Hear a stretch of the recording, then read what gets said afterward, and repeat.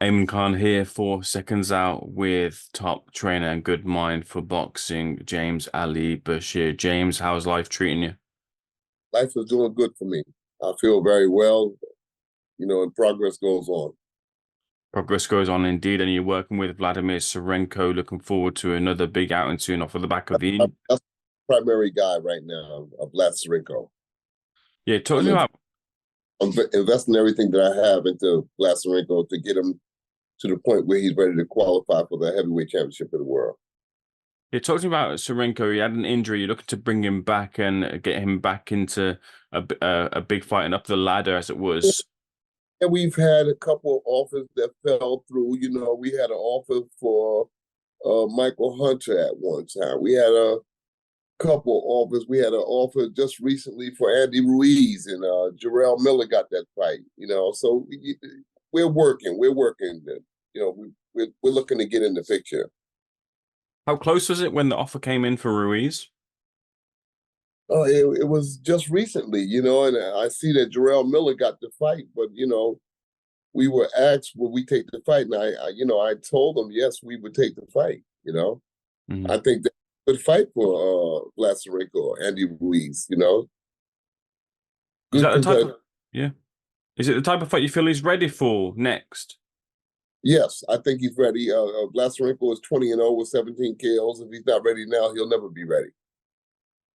What other qualities he has that sets him amongst or apart from the other heavyweights in the division? He's a puncher. You can never count the punches out. If the guy can punch, you know, experience takes a back seat to punches. I've seen a puncher change a circumstance, just one clean shot. So Blasterenko is definitely a puncher, and I think that puts him in the driver's seat with anybody in the world right now. What level of punch does he have in the heavyweight division? Are we talking the types of the likes of the Wilders and that sort of world of a change of a punch? I don't know. I haven't seen anything that it would indicate that he's on the level of a Deontay Wilder, but he can punch. He has a respectable punching power, and I think that with anybody in the world that he lands solidly on, they're going to have problems. Mhm. Outside of just the punch, James, what are the other qualities that set him apart from other heavyweights?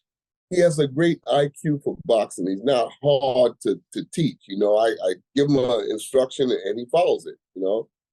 That's the big thing that's missing in boxing now. That the trainers is telling the boxers what to do, but the boxers decide to do it their way. Lazarenko is not like that. Lazarenko listens. He listens to what I'm telling him, and he depends on it.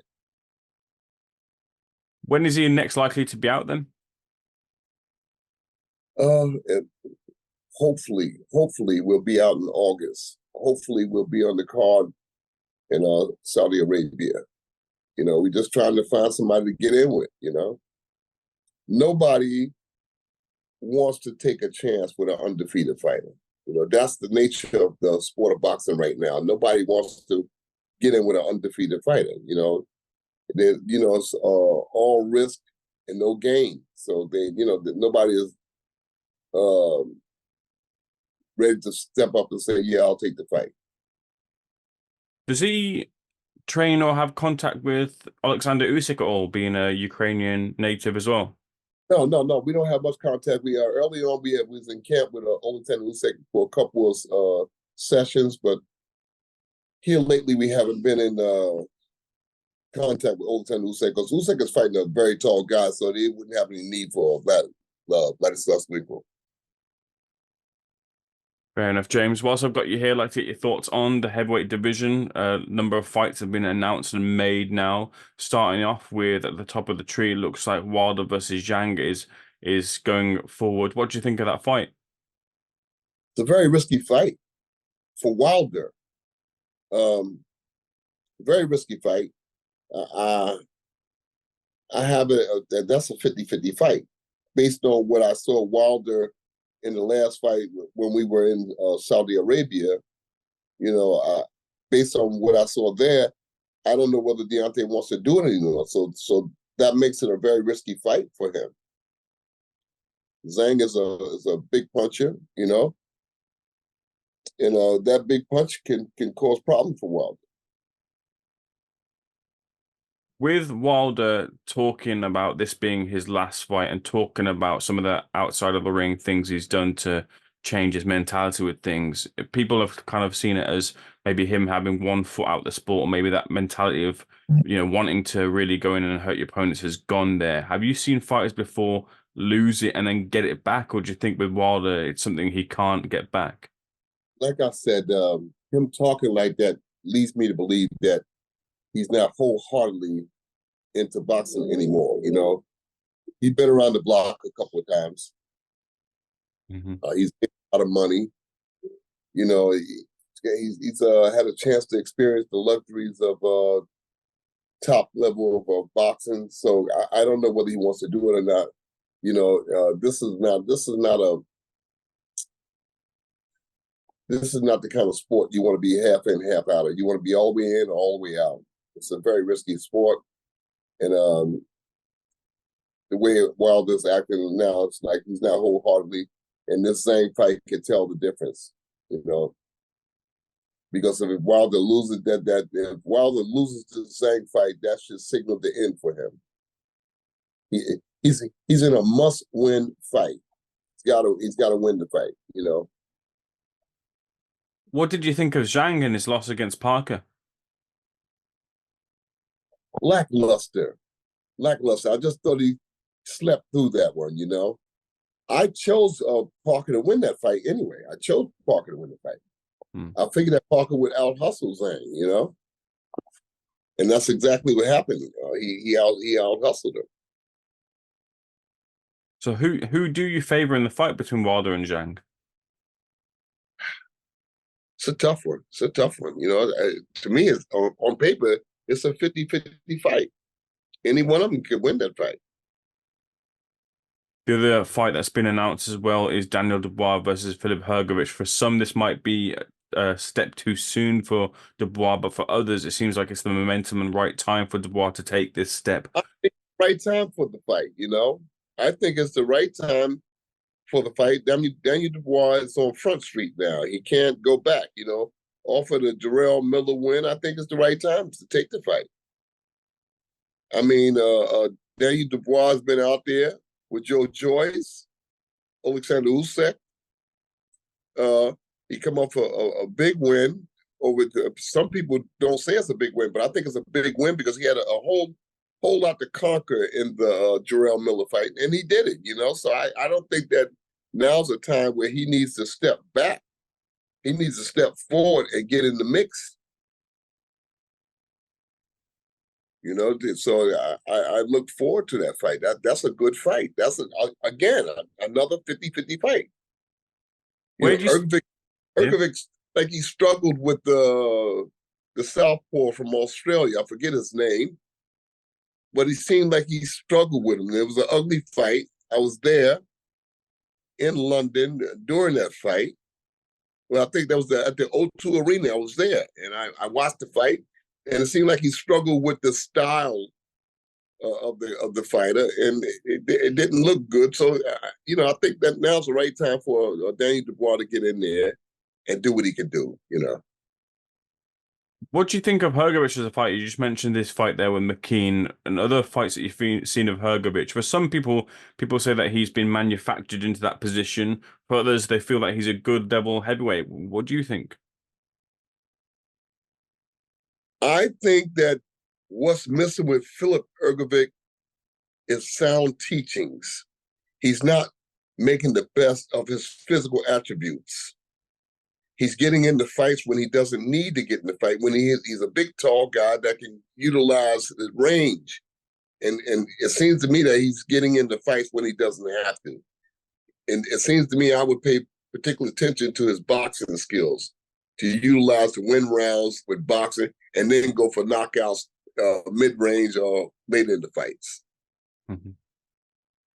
Going back to Daniel, having spent that time with him intimately in the camp there, as you did for the Usyk fight, what do you think of his mentality? For a lot of people, the mentality and the questions surrounding him were answered by the win over Jarrell Miller, but you must have seen that yourself in the time that you spent in the camp with him. Yes, I think that Daniel Dubois is a very, very capable fighter, and he's easy to train. So Don Charles is not going to have a difficult time training Daniel Dubois because Daniel Dubois is very receptive, you know, and he's cunning in his own way, you know. He's learning that about the professional boxing state, so he knows what he's doing out there, you know. I think that Daniel Dubois is a surprise heavyweight waiting to happen, and in this fight, you know, it should come out, you know. Like I said, this is a 50-50 fight between him and Filip. It's gonna be a very, very hotly contested fight. You mentioned there earlier as well that Andy Ruiz and Jarrell Miller is the fight that signed off, which Sirenko was in the wings for. What do you think of Ruiz and Miller? You know, Miller, off of his last fight, he came in excessively overweight. Mm. Andy hasn't been in the ring for at least since 2022, I believe. Yeah, that's right. So, you know, this is a test for both of these guys. It's a test because people think that you can just go into camp for 6 weeks and shake off the rust. But no. So Andy is coming back after a hiatus, you know, if you will. He's coming back from that. And Jarrell is coming back too because Jarrell came in grossly overweight for the last fight. Now he has to shake that weight and get in fighting shape. So here's another hotly contested fight where anybody can win it. You know, both of them have mountains to climb. Jarrell has to fight to get that weight off, and Andy has got to come back from that long layoff. It's not easy, especially with the heavyweights. It's not easy. Mm. Final fight I wanted to talk to you about is off of the back of at the heavyweights, at least off of the back of the Anthony Joshua win and Joe Parker win over Zhilei Zhang. A lot of people are looking for maybe Joshua and Parker to fight again. Is that a fight you want to see next? Yeah, I think that would be an entertaining fight. Joseph Parker versus Anthony Joshua. I think that would be an entertaining fight. I never bought into the Joshua fight versus Ngannou. I didn't buy into that. I thought that was a gimme fight from the very beginning. I didn't think that Ngannou belonged in the same ring with Anthony Joshua, and I still don't think that he belongs there. You know, it's sort of like the fable about Superman able to leap tall buildings in a single bound. That's what Ngannou did. Ngannou's reputation came in because of an unprepared Fury made Ngannou look good, so that legitimized the fight with Joshua. But I didn't buy into that deal. I knew Joshua would get him out of there inside of 7 rounds. I expected, however, for Ngannou to last longer, but I knew that Joshua would cut him down, get him out of there inside of 7. He got him in 2, you know. Speaking of Tyson Fury, I went to his latest press conference ahead of the fight with Alexander Usyk, and for me, he looked a lot thinner, a lot leaner heading into the fight with Usyk. Do you feel that's the right lines for success for Fury to be leaner in the fight?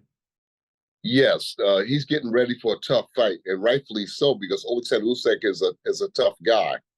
Alexander Usyk is tough spiritually, mentally, physically. He's a tough guy, and Tyson Fury is getting prepared for the fight of his life because this is for undisputed. So both of them have a lot invested in this fight, a lot at stake.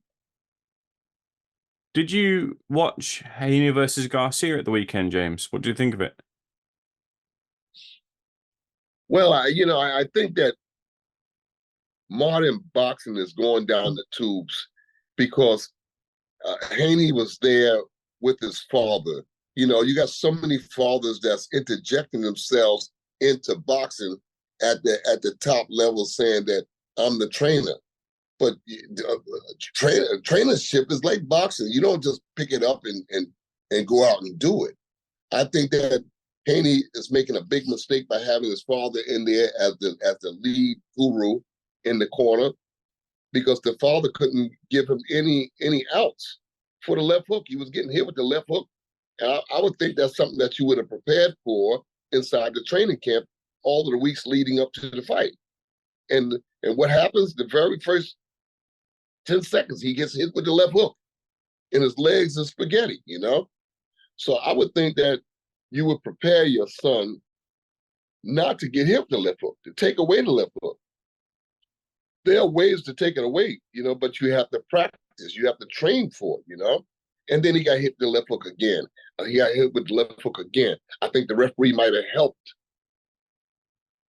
Haney in the fight. I think that Haney got knocked down 5 times, because when Garcia hit him and knocked him down one time and the referee took a point, Garcia was just saying, hey, man, the guy's holding me.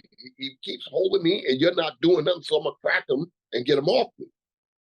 And the referee said, no, it's not a knockdown. But I think that it was a knockdown, because the guy was holding excessively, and the referee never took a point from Haney for holding.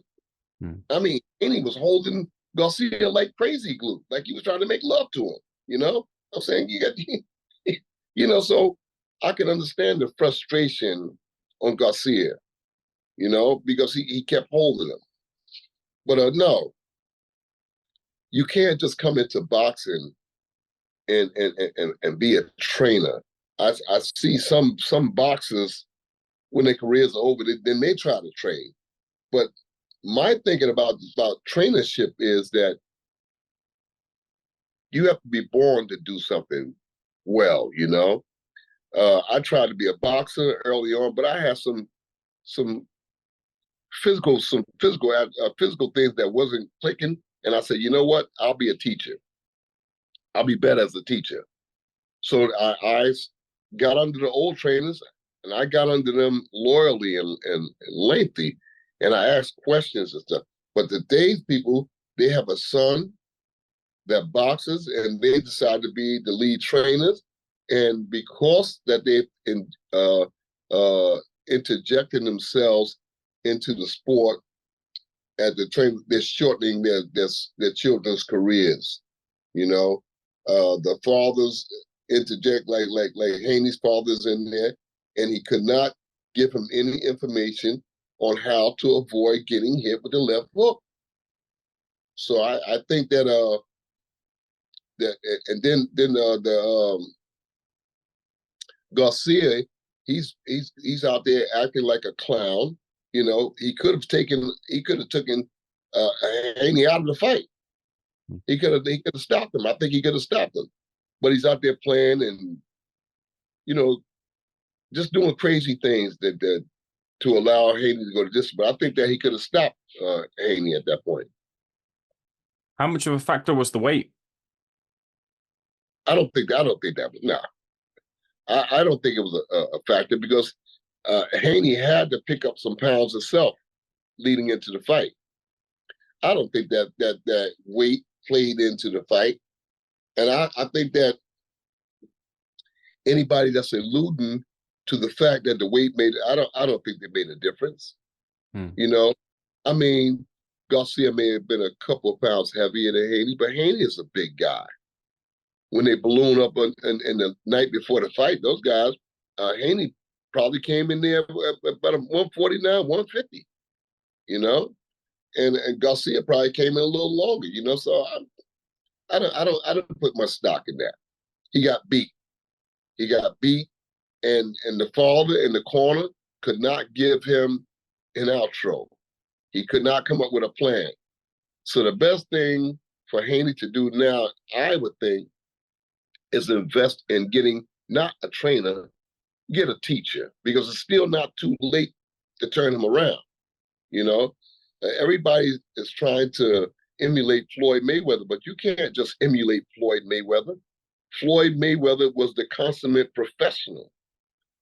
You know, very, very, very extreme professional technical fighter.